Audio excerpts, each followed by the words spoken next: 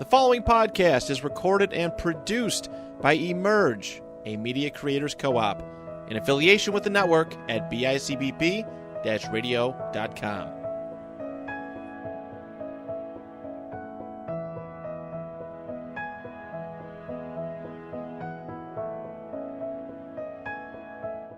Good morning and welcome to Conversations with C.A.S.E. C.A.S.E, which is the Coalition of Agencies in Service to the Elderly. We are a professional networking group that meet once a month to talk about the various resources available to seniors in our communities. There are many different organizations that are represented each month, and I like to bring to you weekly one of those agencies or organizations. So today I'd like to welcome Michelle Spencer from Well ElderCare Specialists. Good morning and welcome. Good morning. Thank you for having me. Oh, I'm so excited. I can just say you and I have done some things together along the road, which has been great, but I think you had a little bit of a different hat on then. Your business wasn't quite as large, but if you can just start out with telling us a little bit about yourself, about your business, what it is you do. Sure. So I am a social worker by trade. I've worked previously in nursing homes for about 25 years. I decided I needed a change. So I thought, you know what, doing this out in the community and helping people figure out what like the best next steps are for their parents or, just anything that they had questions about was really what I wanted to do. So, I left the nursing home world and started my own business. I had that for about 5 years, going great. And then I had the opportunity to acquire a business of a colleague of mine who owned geriatric care managers of Western New York. So we merged them a year ago last September, and we are now Well ElderCare Specialists. So there's myself, who is a care manager. We're certified, so I have to continue with that certification. And then I have a nurse that works with me as well, Sharon, and she is an expert she would not say so, but she is an expert in Medicaid. She's been doing it for so long, and she is so helpful and can just guide people through that process. People that don't know that process, it is an extremely frustrating, crazy thing. Complex. Yes, absolutely. Definitely. Complex. You don't know what they're asking for. It's just, so she's super helpful in guiding families through that. So, but I do the care management, and that would entail really just helping people navigate the complexities of aging. As you know, there's a lot of things out there that people don't know about that might be helpful. So we help seniors if they're struggling and wondering, what should I do next? I don't think I can live here much longer. What should my next step be? So we can come in and help them figure out, would it be better to put care in the home and have you live here for as long and as safe as possible? Or would it be better to look into placement, such as an assisted living, God forbid a nursing home, but we do that as well. So we help people figure that out. And then we're there for the caregivers as well, their family, because most of the time they're at their wits' end and, they're struggling to be with their family and then helping their parents. And, so we help them, locate resources, figure out what the best next step for mom and dad.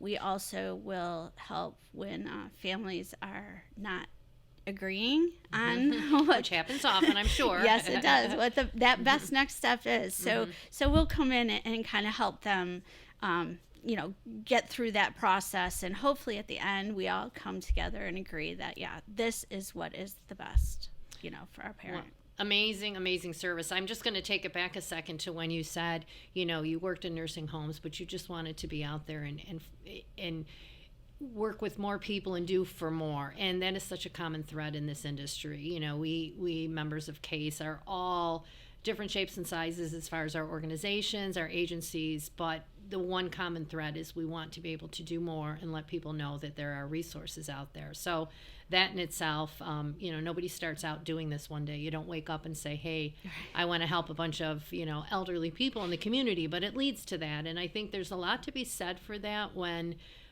we're out there talking with people. Know that those of you and me and others really care about what happens. So I think that's great.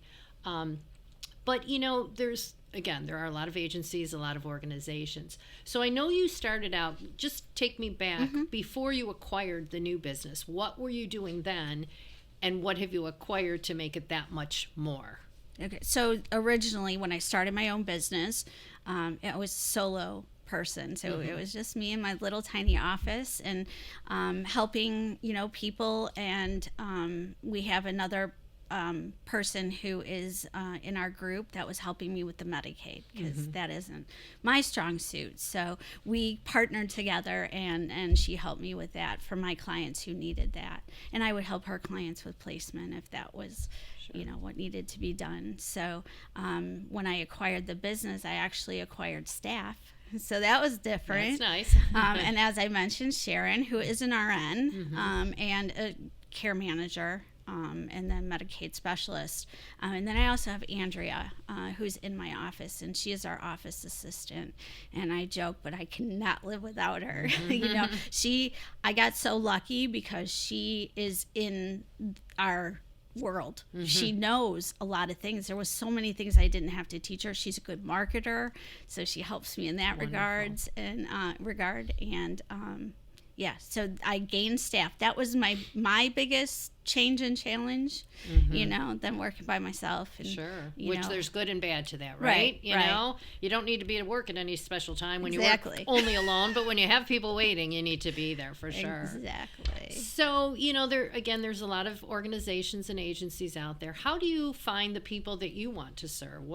How do you do that differently than someone else might? Maybe it's the same. Like, how do we get our clients? Yes, that how come do you in? get your clients? I would say the two biggest ways we get our clients is word of mouth. So just being around for so long and working with families. People say, you helped my mom. Now my mother-in-law needs help, so they know us from that.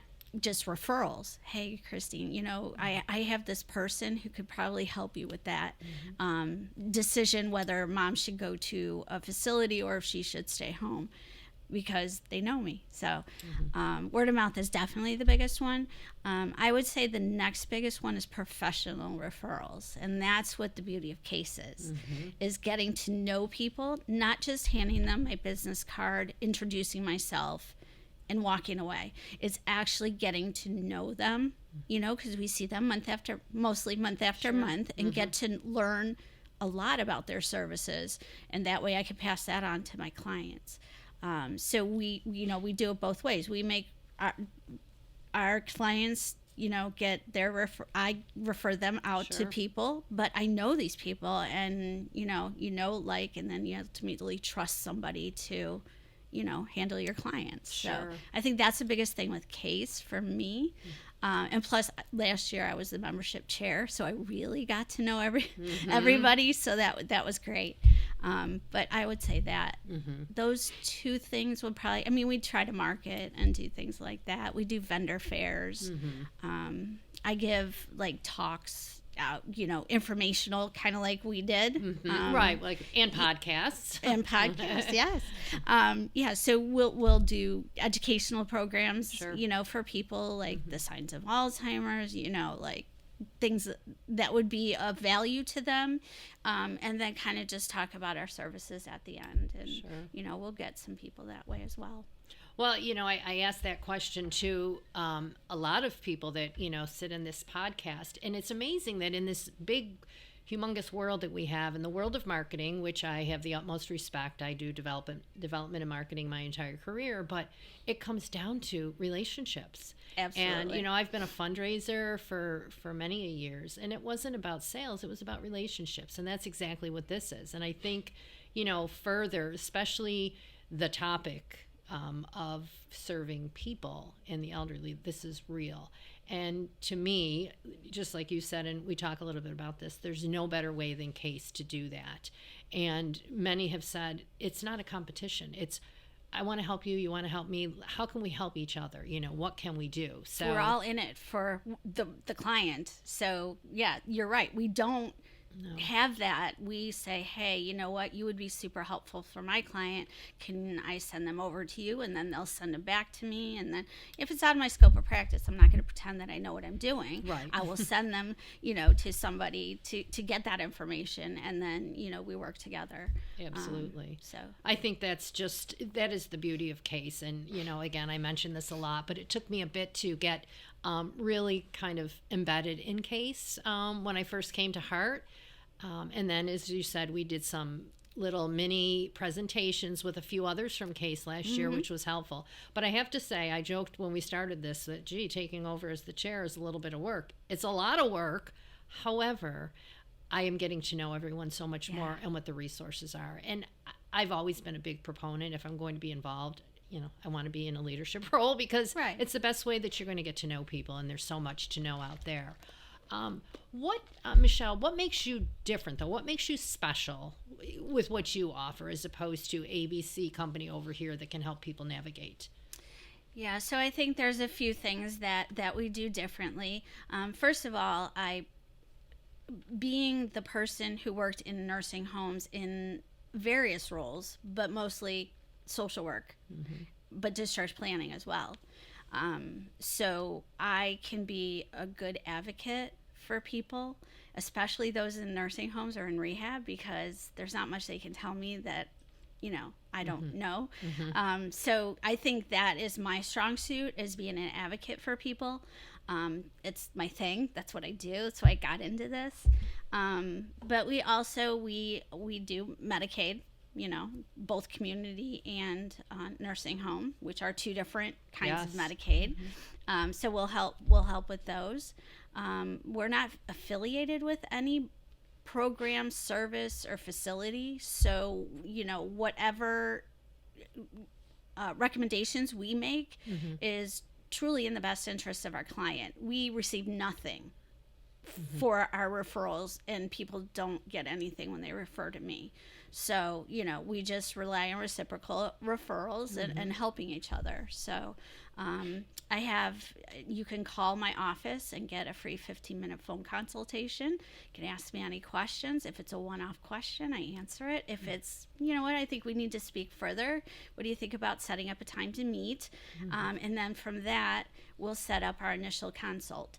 If it's somebody going out, if it's somebody who wants to stay home, I generally try to go out to them and see them in their environment, and especially if I'm going to get home care, I want to tell you a little bit about what's going on.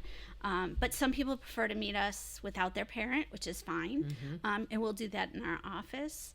So yeah, I think that we are just genuinely, and this is not different, I don't think, than the rest of us, but truly this is my passion. Absolutely. Yeah, so I really think it shows through is the compassion and the kindness. And I think the ladies in my office are the same way. Yeah. So I think that's definitely something, again, we've said it, you have to be passionate about this type of work. You have to really want to help people. As many say, what would I want for my parents, or for myself when I get to be that age, sooner rather than later, a couple years ago. But, if you come across, say, an adult child calls you and says, my parents, they really need some help, blah, blah, blah, let me make an appointment, I'll come to the office. So you start meeting with them, but then you soon realize that it's the child's choice that this needs to happen and not the parents. I would think you run into that more often than not. Yes. How do you handle that? Yeah, so that's a good question. It's different for everybody. It's, if they really need the care and it's an emergent situation, we have to, I don't want to say not do what they want, but there are certain things we have to do. If it's an adult protective situation, I will call Adult Protective Services. If it's really safe in the in the home, like really unsafe, we would get them into the hospital right away, and then help them find alternate living arrangements, whether that be a facility or a nursing home. But we try to work with the client. I always tell people we're on your team. Right. Like, people don't want me to come in their house sometimes.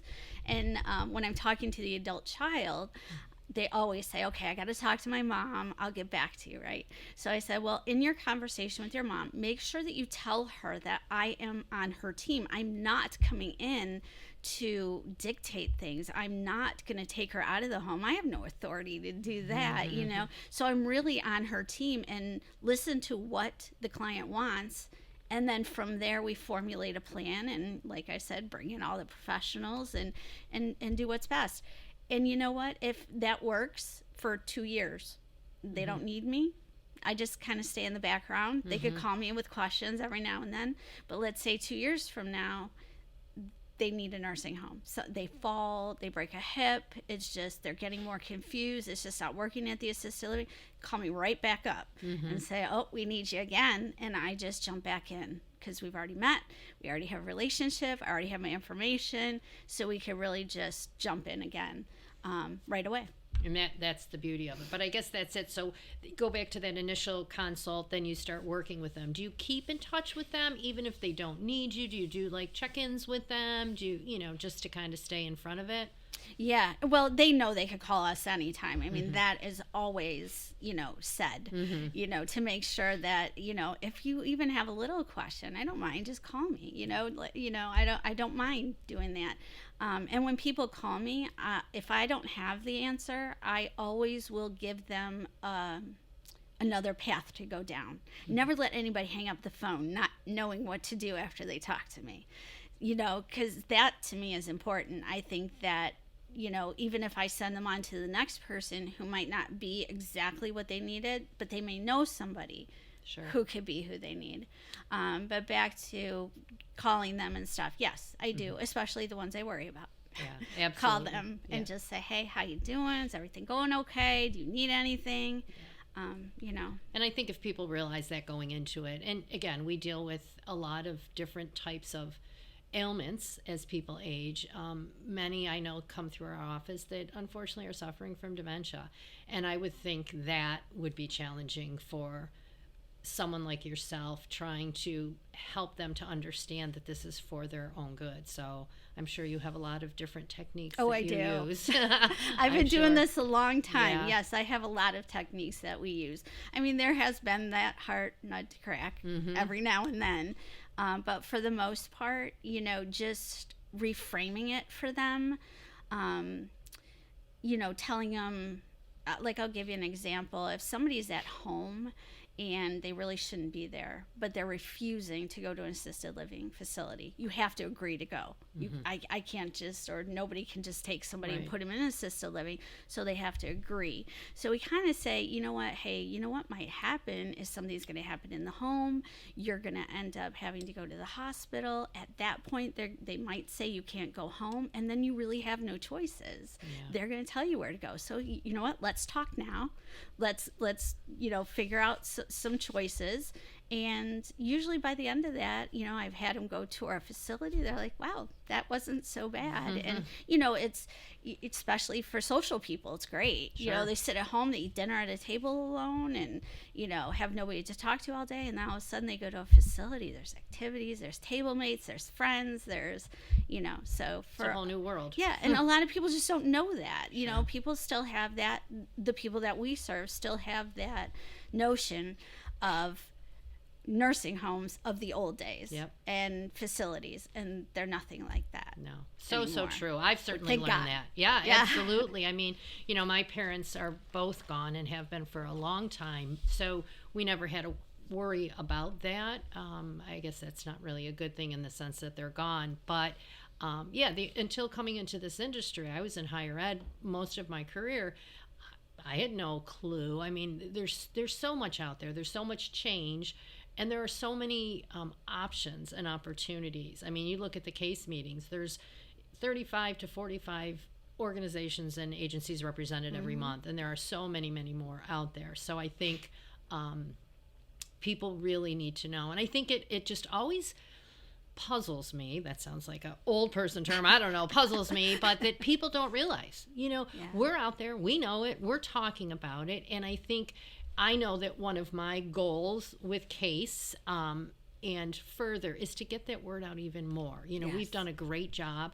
We're celebrating our 40th anniversary this year, and I know the the events committee is planning a recruitment event so that we can recruit others in the same field as ours that may want to be a part of C.A.S.E, so they can spread the word. That's a fantastic idea. Yeah, we don't want to get too big so that we don't know each other, because right now I can pick up the phone and call Michelle and say, hey, I need this. But we know there are others out there. I probably since September have gotten 5 different emails from other agencies not involved that somehow heard about us that wanted to jump aboard. That's great. Yeah, and there truly are so many, and we need to let people know that. New services are coming up all the time. Oh. Like the CDPAT program. We didn't know what that was 10 years ago. Now that the PACE program, for instance. So new things are always coming. And, as I said at the beginning, it's my job to know what those resources are for my clients. So that is extremely helpful.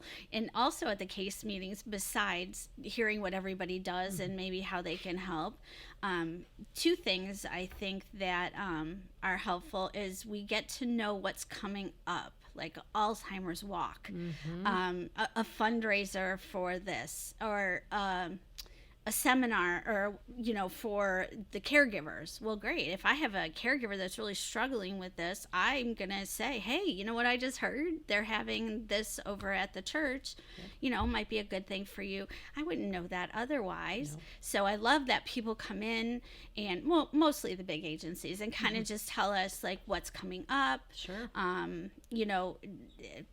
At the holidays, how we can contribute, how we can, help out, things like that. So I think that is super helpful too, just besides getting to know people and understand what their services are. Absolutely. And I think at those meetings, I love the way that they are laid out. It's structured. It's not, nothing against happy hours. We all love them. But even this recruitment event, we're going to do a morning event with coffee, and, because I think, we lay it out, as everybody gets their turn to talk. I mean, that's why you're there. And I think that's why people go. We can all say, let's meet after work and have a drink. Well, we're not going to get as much out of it as we do this way. So I think that's definitely very, very efficient and very effective for CASE. I think the fact too that we go to different places helps us. Especially for me, like maybe I have never been to OLP. Absolutely.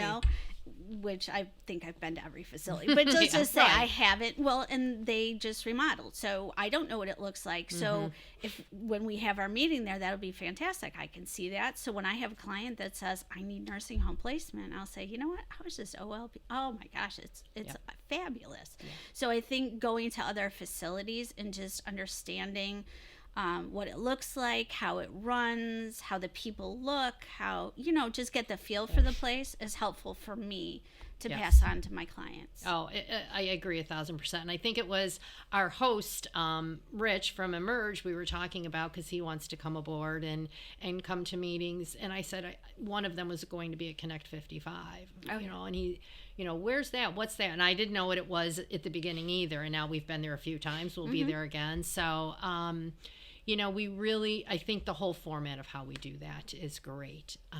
But going back to your clients, what do you find when you meet with people that is the most needed? What do you find that people need the most? Well, so I think the seniors, especially if they don't have any family around here, or their brothers and sisters are their age and they're their only family, it's a little difficult. I think that just knowing that there's somebody out there that if something happens, they know to call, and then we can figure out who we call or what we do from there. A lot of them are solo agers. They never married, they had no children, and their families are gone, and that's really scary for them to not have anybody out there if something should happen. So I think we help them a lot with that security, and of course along the way to help, but also with the families. I think the biggest thing we do for families, we either guide them in the right direction or if they're already going in that direction, just confirm that they're going in the right direction. Sometimes people just need to know that they're doing it and they're doing it well, instead of they're totally down the wrong path, because that happens sometimes too, and we have to re-steer. But I think peace of mind for families is the hugest. Like, especially, like I said, I'm an advocate. So if somebody's living in a facility and the family can't come to visit very often, but I still show up and, I make sure they have everything they need, they're taken care of, and report back to the family. That just helps with their peace of mind. Sure. And we help a lot of families that live out of town, that live out of the area. And mom and dad are here. And sometimes mom and dad are the only ones here. All the kids have gone and moved. So that I get a lot. That's an interesting point too. That's how HEART, the organization that I represent, that's how HEART started. It was this is our 43rd year, and 43 years ago, a pastor from the Presbyterian Church started realizing that industries were closing, there weren't jobs, and so kids going to college, they weren't coming back. And who's going to take care of the elders? And that's how HEART came about. And here we are, how many years later, and it's still the case. We also have a lot of out of town, and what a wonderful thing, your service, my service, and so many others, for them to be able to, again, not some big, with no disrespect, organization where they don't know who the people are and all the layers, but they have a person they talk to. And when, Mary Jane calls from Pittsburgh to Michelle, she knows exactly who she's speaking to. She's spoken to her. And I think that absolutely goes a long way. I tell families all the time, wear your boots on the ground until, besides just getting them things they need and checking on them. If they end up going to the hospital, they can call us and we'll meet their loved one at the hospital until they're able to get here. So I think that helps it make them feel a lot more comfortable. Absolutely. And so that's why I like to meet everybody and get a relationship going before something happens. Sure. But that doesn't always happen. People call us in crisis situations and we jump to it and do what we have to do. But I try to, get people to call us before all that happens. Let's just talk. Let's see what the options are. If I don't have to do anything now, that's fabulous. You're doing great. But if something changes, then give me a call. And we've already discussed, what your wishes are or what you have, thought about doing or not doing, I mean, some people are I'm not going to a nursing home, right. So we need to figure out what we're going to do if that has to happen. So, but we do crisis too. So, well, I do remember in one of the presentations we did, you bringing that up, if I need to meet somebody at the hospital before the family gets there, and that is just a beautiful thing. I mean, truly, truly a beautiful thing. So, you hate to go down this road, but how far do you take this relationship, to the end? And will you work on things that need to happen if someone is to pass away? Do you do that? Are you? Yeah. We're there till the end. Yeah. We help the family we try to get those funeral arrangements and all those things out of the way and done. Not a great thing to talk about. Nobody wants to have dinner and talk about funeral arrangements. But my family, it's Irish. We do it all the time. But some people are so uncomfortable Sure. with that discussion that I try to help them. Either I mediate the discussion and get them talking so that they know. But I'm like, one day. Just take one day, and then you don't have to think about it anymore. Yeah. Just go to the funeral home, put all your wishes down, and then be done with it. Yeah, just do you recommend that people, all of these pieces, maybe even the first time that you're meeting with someone, and that they put all this in a will? Do you deal with wills at all? So we don't. That would be a thing out of my scope of practice. Right, but would you recommend that they have? Not so much wills as much as healthcare proxies and powers of attorney. Those are super important for people to have, first of all, to make sure that they are how they want them. I mean, some people don't look at it for years and say, oh my gosh, my sister is my person and she's no longer with us. Yep. Well, now it's null and void. You have no power of attorney. So I try to tell them, make sure that the people on there are who you want and that their information is correct, because the second part of that is we got to call them. So if you don't have the correct phone number on there and stuff, so if those aren't correct, if they don't have their own attorney, I can totally recommend somebody, somebody at C.A.S.E that we love. So, I'll recommend her to go out there, and it's lovely because she comes out to the home, which is great. Yeah. So, I was just going to bring her up because when we actually, Candy Van Ingerson, she is an attorney and works with elders, and I met Candy. Actually, we sat on a board at St. Peter's Catholic School together, and that's how I met her, and we just became fast friends and colleagues. But I met with her early on when she went out to her practice on her own. And, I'm not married. I, have a significant other, but I have lots of nieces and nephews and all this stuff, but I needed to put things in order, and she kept saying, Chris, you really need to. It's a little... It's not daunting, but it's your life. It's your life sitting there in front of you. So, I'm certainly, hopefully not going to need that for a very long time. Right. But it's still important, and I encourage so many others to do it. I think they look at me like I have 14 eyeballs. But you know what? If you don't, if people don't know, I come from a large family, and one of my sisters who happens to be single, she has a grown son. But she's got it down to will you do this reading, at the mat, my outfit that I'm wearing. Exactly. So, those things are important too. And, fortunately or unfortunately, I think we can look at this industry any way that we choose to, but I think it's a fortunate thing that we can be with people in their golden years and help them to get through it the best that they can until they're no longer on this earth. So I think that's a beautiful thing. What do you find the most inspiring, or why you love this so much?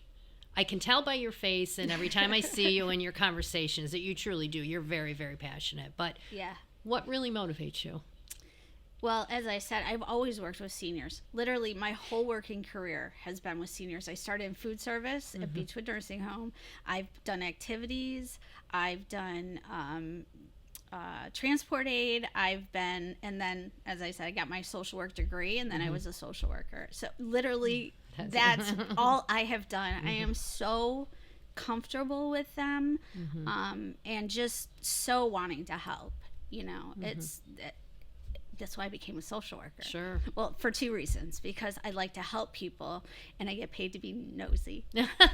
I like that too. Yeah. So, but that's why I did that, because I have this great passion to help people, and the elderly just happen to be that group that I choose. Which is in so many ways, I think, this is me. This isn't any statistic that get left out sometimes. Certainly they are those who took care of us, and we often say that in our office.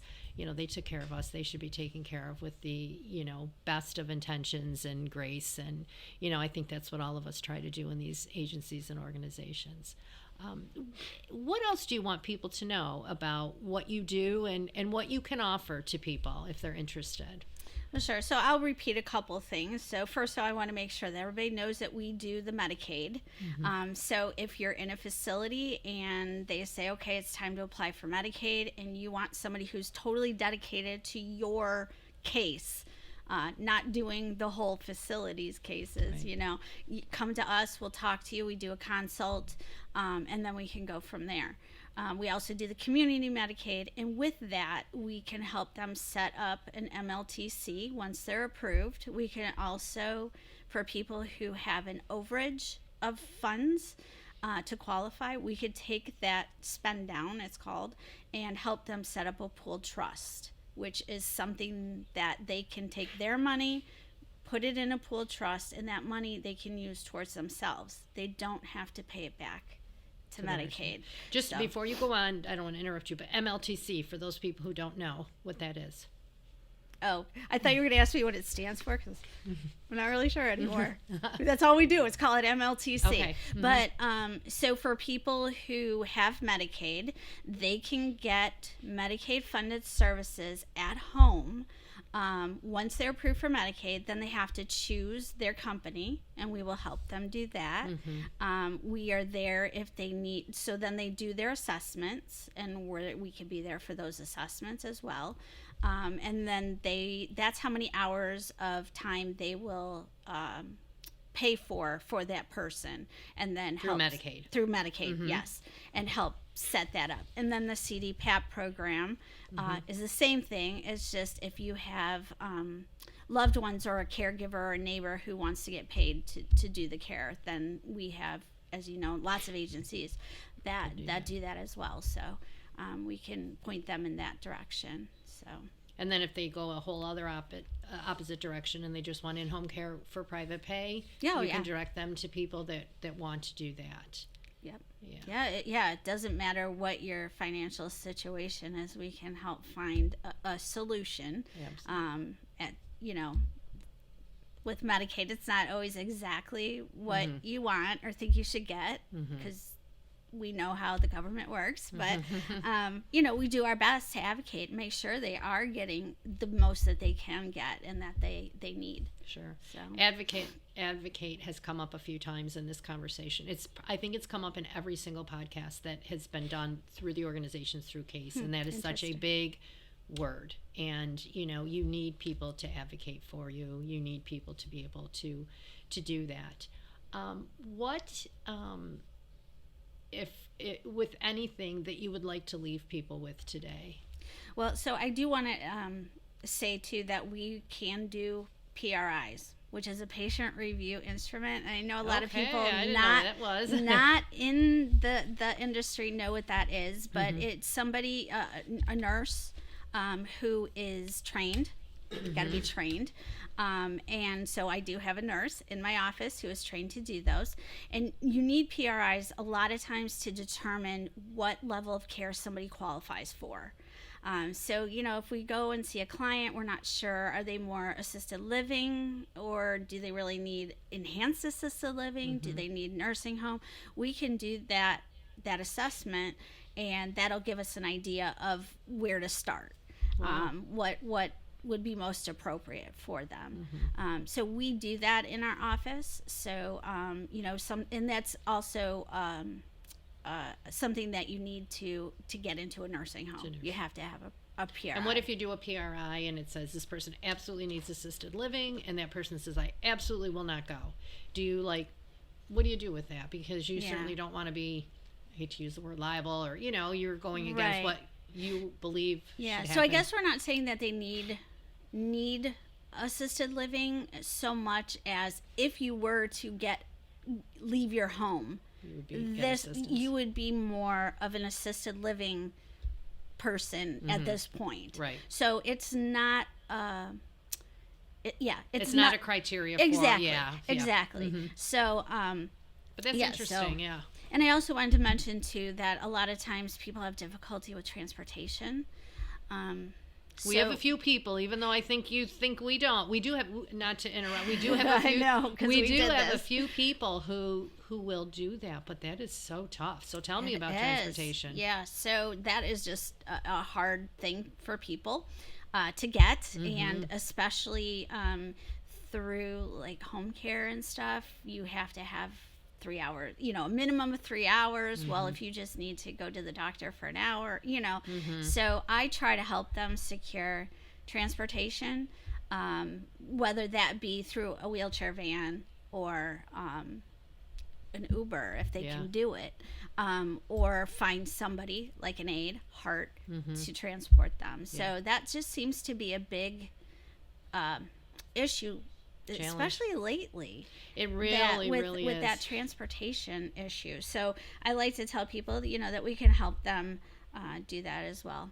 And it probably is lately. There used to be a transport a woman who ran her own transport, and she retired. I know. But she's who we went to all the time. So we run into the same thing, somebody that just needs a doctor's appointment. And I should say oftentimes aides will say, I'll do it. I'll just do it. And we have a couple other gentlemen that really just like to do the transport, but it is a very large challenge that one of these organizations and agencies needs to figure out, because it's tough. It's very, very tough. I have a family member who is not ill but is not driving, and for various reasons, and needs transportation. So it's between a senior van when they can get it, but it only takes you certain places, an Uber, a family member. If you don't have a smartphone or know how to use it, you can't do Ubers. Yeah. So it is definitely a challenge for sure. Yeah. And a lot of things like specifically cataract surgery and colonoscopies. Yes.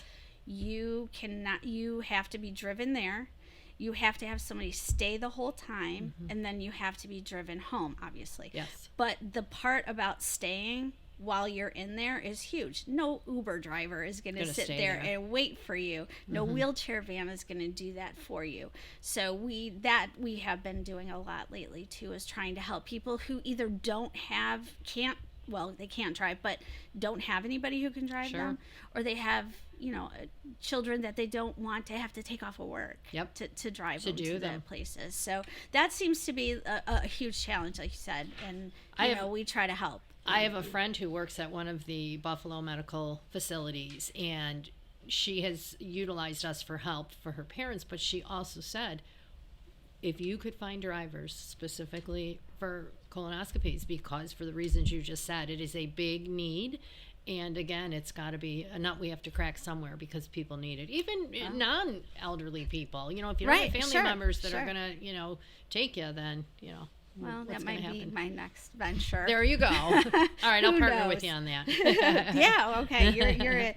And the only other thing is, if we go out to a house, we'll do home safety evals too. While we're there, we ask them to take us in their house, in their living quarters. I mean, we're not going to go to the living room that they never sit in, but take us to your bathroom, your bedroom, show me where the laundry room is, let's look at the kitchen, and anything obviously blaringly dangerous, we will rectify right then and there. If it's something that is more helpful for them or make things easier, we have people in our group that we can refer to. We have a gentleman who does ramps. We have people who do equipment. And there's equipment out there that people don't even know exists, that would be super helpful to them. So, so we do home safety evals as well. And that's just included in our initial assessment when we're out at the house, if they're going to stay in the home. Yeah. Well, that's a big piece too, and we also have someone in our CASE program that is from one of the utility businesses, who will provide all of that type of thing, smoke detectors, whatever the case might be. So that person is also at CASE, and it's funny, we serve the elderly, but those are good things for anybody. So as you're talking about these assessments, so necessary. Yeah. So. Well, that is wonderful. If people want to reach you, is there a phone number they can call? Is there an email? Whatever you'd like to share. There's a couple ways to reach us. So we do have call us. Our office phone number is 716-204-1063. We're there generally during the day. So you could call, if not, leave a message, and we'll pick that up and get back to you as soon as possible. I also have a cell phone that I give for people, and that is 716-218-9717. And then we also have a website, and in that website there's 2 places where you can request contact. You could actually schedule a phone consultation at no cost with us, or you could just put it in there as a question. So that's a good way for some people, because I usually get those at like midnight, when people are up, surfing the web and figure out that they need help. Exactly. So and then give them a call in the morning. So yeah, and I would think that 24/7. I mean, if you're giving your cell phone, you're going to get calls if there's a crisis or something like that. Yeah. Right. So only a crisis. Because we will do. I mean, we are a Monday through Friday 9 to 5. But certainly, if we have to make accommodations for out of town families, a lot of teachers, we might have to do evenings. Those have to be scheduled. But if I can fit it in, I'm more than happy to do that. And if absolutely necessary, we could look at the weekend. Yeah. I try not to do that. But certainly that comes into play with, I'm leaving tomorrow to go back home, and we need to talk. Can we meet on Saturday? Yeah. So I'll make arrangements to do that. I hear you. You know, we're all dealing with human lives, and I think when you're dealing with human lives, you know, the clock just keeps on going, and we do whatever we can to help them. Absolutely. So, Michelle, thank you so much for being my guest today on Conversations with C.A.S.E. Again, Michelle Spencer from Aging Well ElderCare Specialists. She gave you the contact information, and thanks again for tuning in. We look forward to our next podcast next week. Thank you.